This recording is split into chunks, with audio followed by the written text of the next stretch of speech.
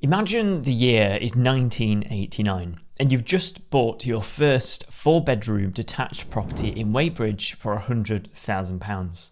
Times are tough and interest rates are 15%. Today, that same house is worth £1.2 million and you paid off your £90,000 mortgage a long time ago, and now all of that money is tax-free, ready to downsize and enjoy a happy, healthy retirement. But of course, baby boomer Deirdre has said many times in the past few months that back in the 80s and 90s, we had it far worse at 15% interest rates. Yes, you did save hard to afford your very first home. And yes, things were very tough for people back in the late 80s and early 90s. But have the young people of this new generation, have they got it easier or is it tougher? Let's explore how 1990 compares with today in terms of interest rates and affordability for mortgages on houses. To bring this to life, I found a really fascinating chart to show you that explores 1990 versus now in terms of months to save for a deposit and afford a house, to make this really easy to compare apples to apples when you factor out things like inflation, house prices increasing, so we can compare like for like once and for all. So who doesn't love a good spreadsheet? So on here, in 1990, the average house price was £57,726 and the average income was £20,448 a year. Interest rates were 14.5%. And then, looking at affordability, that would mean a 10% deposit, so a 90% loan-to-value mortgage. The deposit needed would be £5,773. The loan on the mortgage would be £51,953, and then the monthly repayments would be £639. So, then we look at the total payment over 30 years. How much would you pay? Well, on that original £57,000 purchase that you may make on the average house price, over the lifetime, including all the interest, you would pay £235,921. Then when you start to convert this into how many months it would take, that would mean that to save up a deposit, that would be just over 3 to 4 months of your gross monthly income to save up for that £5,000 deposit. And for the loan, that would be the equivalent of just over 30 months worth of your full gross monthly income. As a percentage, as you're spending it on your monthly mortgage payments, that would be 37.5% of your income spent on mortgage payments in 1990. Over 30 years, that would mean that to pay off that entire 250 or 230k mortgage, you would have to spend around 138.45 months of your gross household income to pay off that particular mortgage. And then ultimately converting that to years, it's just about 12 years of your full-time monthly income to pay off that particular interest on the loan. So then we'll look at the peak, what we've just gone through very recently. So now average house prices are £285,000. The average income has increased, not massively, but it's around £37,100. The interest rates shot up to a peak of about 6.2%. We're now beneath that, but it went as high as 6.2 on a fixed rate mortgage. That means that the deposit is around £28,500 these days, just over £250,000 for the loan, and the monthly repayments are £1,574 a month. And the total repayments over 30 years would be £595,000. So far, you can't compare these because of inflation and house prices and wage growth over time. So let's now start to compare apples to apples. When we look at the deposit you'd need to raise in relation to your monthly income, that would be 9.23 months of your full income to save for the deposit. And for the loan portion would be 83 months. So that shows there that it's more months to save for the deposit and it's more months to save for the loan. And that factors in both the wages these days and the house prices. So that shows that yes, things are tough. When you look at the percentage of an income, it's gone up to 50.9%. So it is less affordable these days. And then when you look at the total payment over 30 years, it would take 192.47 months of our full-time income to pay off the entire mortgage, which would be just over 13 years. But what happens if we start to look at all the different futures here? Well, going from 3.1% all the way up to about 5.5%, at the moment we're sitting somewhere around future 5, where interest rates are 5.1%. Even there, again, we're pretty much on par. It would take 12 years to pay off your full mortgage, assuming again that you paid every single penny of your gross salary every month onto the mortgage, it would still take 12 years to pay that off, similar to 1990.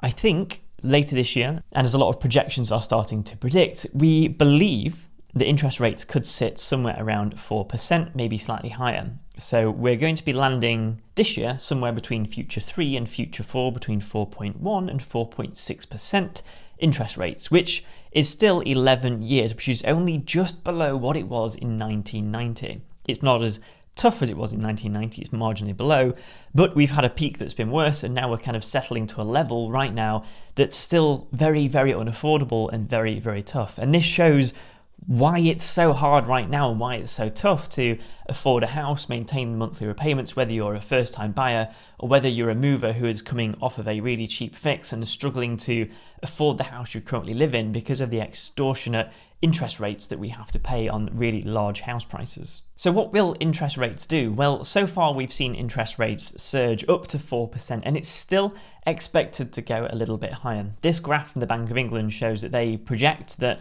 the bank rate will go up to around 4.5%, which is quite high. Luckily, banks have already priced in a lot of these raises, and it's not as much of a shock as what it was this time last year when the rates really started to go up. But all of this is necessary when inflation is so high. The Bank of England and the central bank effectively raise the bank rate to try and curb spending and also incentivize saving to curb a lot of the spending in the economy and to eventually bring inflation back down to 2%. But ultimately, it also impacts things like lending and our mortgages as a result and makes everything else less affordable. What will happen in the market later this year? No one truly knows, but I think at the moment we're seeing data that shows a glass half full and a glass half empty approach. Looking at this very fascinating graph from Zoopla, it shows two different ways to view the sales market trends. Now, you could look at the purple line to begin with, and this is the year-on-year comparison of demand, the number of sales agreed, the flow of new supply, and the stock of homes for sale. Now, you could look at this and say, hang on, here in the purple, there's a 51% drop in demand, and there's 24% less sales agreed, and 61% more homes just sat for sale on the market. At a surface level, that looks really bad and looks like the market is really struggling. But you've got to remember that right now we're comparing against a very hot, very unnatural market this time 12 months ago. So actually using those figures is pretty irrelevant. But instead, when you start to look at the pre-pandemic picture a few years ago and you compare again the same period at the first starting months of 2023, in fact, demand at the moment is 8% higher than what it was pre-pandemic levels. And the stock of homes for sale on the market is still 11% below what it was pre-pandemic. So what you can see here is a classic supply and demand issue. There's higher demand and there's less supply, which I think this is a good theory as to why it could keep house prices somewhat stable this year. This is just one of many, many theories, but you can see here, I think this is one thing that's helping prop up the market and stopping it from having this big almighty crash. But then on the other hand, there's the government schemes that keep on really, really inflating property prices. This graph from Bloomberg here shows all of the different government incentives, from the Help to Buy product to the Help to Buy savings scheme and the stamp duty holiday as well, and how it's impacted house prices. Although it might feel like the government are trying to help first-time buyers and home movers with making houses more affordable, all they're doing is in fact massively inflating the property market because they're incentivizing demand. But demand has never been the problem in this country. Thankfully, there are no major incentives right now, and the government are stopping and starting to curb a lot of the Help to Buy schemes, which actually is a good thing because that means it's not incentivizing a lot of the property market. And this is really shown for house builders, where this graph here from Built Place shows the margins and the build costs and the land costs for Persimmon, one of the new home builders in the UK. As you can see, back in 2010, their gross profit per plot was around £20,000. However, nowadays, in 2022 and 2023, the gross profit is £76,100. Now, yes, you could factor in some of the inflation there, but as you can see, land prices and the plot price has actually gone down from £42,000 to £29,000, and build costs have only gone up a little bit. In fact, when you look at this percentage-wise, build costs have only really increased about 40%, which is still something quite substantial, but gross profits are up 280% when you compare 2010 versus today. And that just shows how bonkers house prices are right now, and is another theory as to why prices may start to come down. A lot of the market right now isn't massively incentivized by the government, and as you can see with the inflation in the house prices creating such huge margins, yes, that's good for the house builders, but when everything is inflated and it's in a bubble, it has to come down at some point. So that is another reason why the house prices might go down and might crash somewhat. And it's still too early to tell, but it's an interesting glass half full, glass half empty approach. But there you have it. If baby boomer Deirdre does challenge you again and say, in my day we had 15% interest rates, you can now say that you watched a fascinating YouTube video showing why we've already gone through a worse time than 1990, and also that today we're only just beneath how bad it was in that same era. So in reality, yes, young people do have it hard. They've got it harder, and it's a really tough time right now. I've done lots of other videos on the channel exploring things like more theories on whether house prices will maintain or whether they'll start to crash, affordability, mortgage rates, and a lot more. So definitely check out all of the other videos in more context to look at a lot more of these theories in more detail. House prices are sort of lingering at the moment. You've got Halifax who is saying that house prices are up, nationwide saying that house prices are down, and it's a little bit all over the place at the moment. So I'll continue to analyze and look at the market and where it's going over the next few months ahead. If you enjoyed this video, then check out this one here, which is the top mistakes that first-time buyers make when purchasing their first home. So check out the video here, and I will see you in the next video.